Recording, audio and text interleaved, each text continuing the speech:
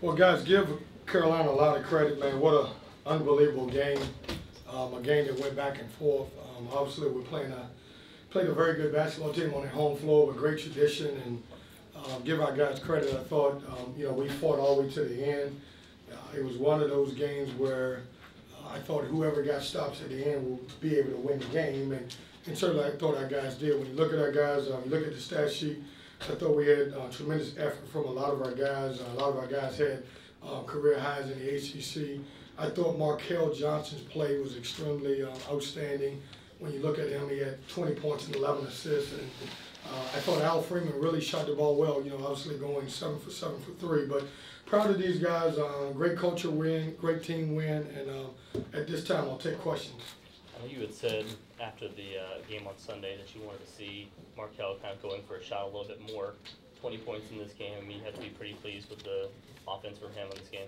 Well, you know what? He's a very good basketball player, but he's a guy that, and I love it because we call this part of our winner stats. He'll come in and he'll pass the ball and he'll leave the game if he has 15 assists and no points. He's happy, and I love that about him. But also, I told him in the position that you're in for this particular team, we need him to score the ball also. You talked about the team that got stops at the end. Is that kind of becoming your trademark against Wake Forest? I think you shut them out the last 4.5 minutes.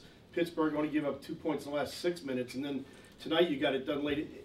What is it about your guys that seem to be able to turn the defensive intensity at the end? Well, I think, and I've always said this, typically my teams get a little stronger at the end, and reason being is because I think we're in a little bit better shape than everybody else. Not saying that they wasn't in shape. I just think our conditioning tend to kick in at the end of the game. Kevin, you've beaten a team that's probably going to be a 1 seed. You've beaten a couple teams that could be 2 seeds. What is it about this team that it's able to play its best against the best teams you guys play? Well, look, I think these guys are learning how to fight, and I think they're learning how to compete. We talked about in the locker room before the game, because we don't play a game until next Saturday. I told them, I kind of gave them an incentive. I don't know if this helped them win the game, but I said, regardless of what happens, you're going to be off the rest of the day. We're going to take off Sunday, we're going to take off Monday.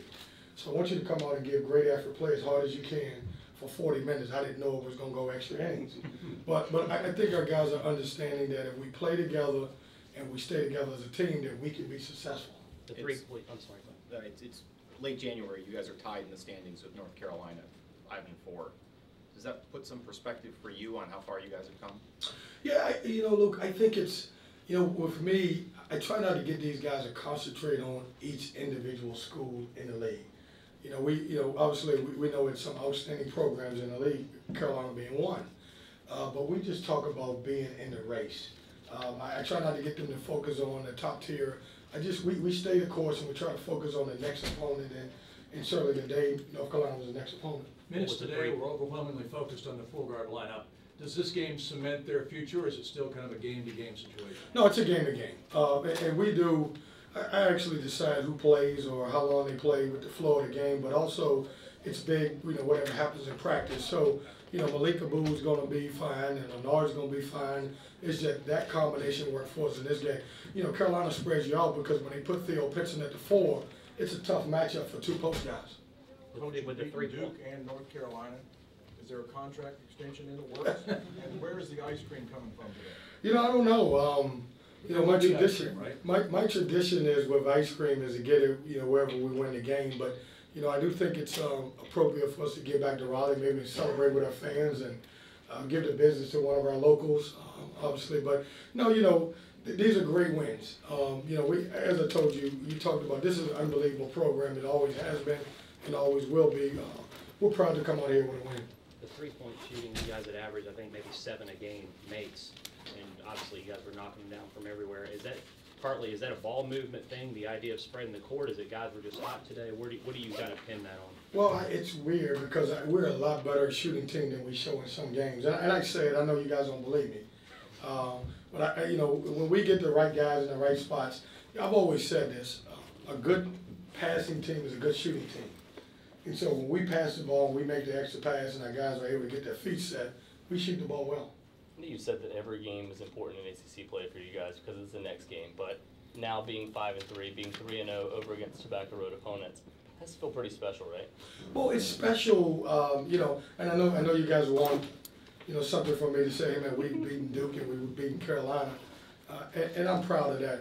But I'm also proud of the other 3 teams that we beat in our league, and that's what it's about, you know, focusing on the next guy.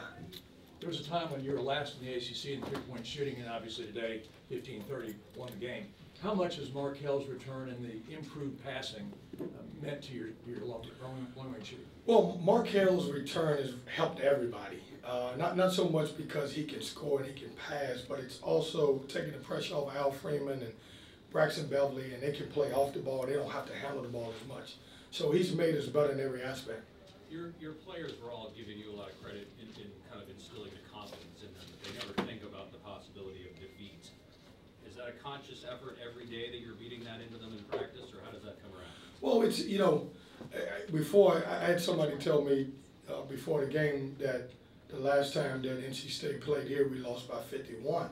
And I quickly dismissed that because we're not the same team, nor is Carolina. It's a different team.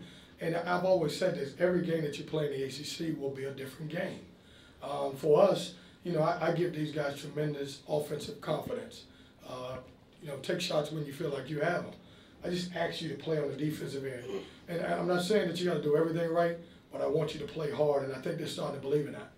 You guys have been the better team down the stretch in each of your last 3 wins. How big is conditioning been for you guys? Well, I think it's conditioning. Somebody else may say something else, but we've been able to execute. We've been able to stay focused. You know, having back-to-back road wins in this league, it's unbelievable. Many times the state fans conjugate at the bell tower after a big win. Is that something y'all may stop by and check out? Yeah, I just heard from Craig. Did you tell me, Craig? Yeah. So yeah, we are going to the bell tower. It'll be my first trip to the bell tower, and I'm excited to do it. What did you see with Markel in the pick and roll, and then also what you guys did against Joe Barry defensively? Well, listen, coming into the game, Carolina is very dangerous in 3 categories. They really shoot the basketball, they kill you on the offensive glass, and then they're unbelievable in transition. And we knew if we could take 2 of those 3 away, we had a chance. Also, I thought Markel was very aggressive at times in pick and roll situations. He's not aggressive, and I thought he was aggressive today. Coach, when Theo makes like 5 or 6 baskets right at the rim, is there much you can do when a guy just kind of finds a groove like that and can get to the rim? I was mad at Theo. Like, why are you making these shots? No, give him credit. He was very good. What did he end up with? 22. I thought Theo, Luke May was good.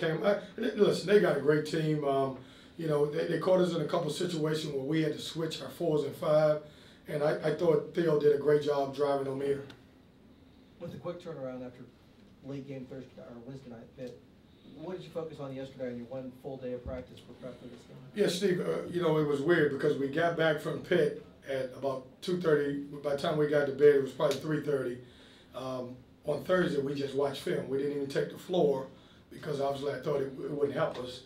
And then we went on the floor yesterday for an hour and a half, and you know, I thought our guys looked confident.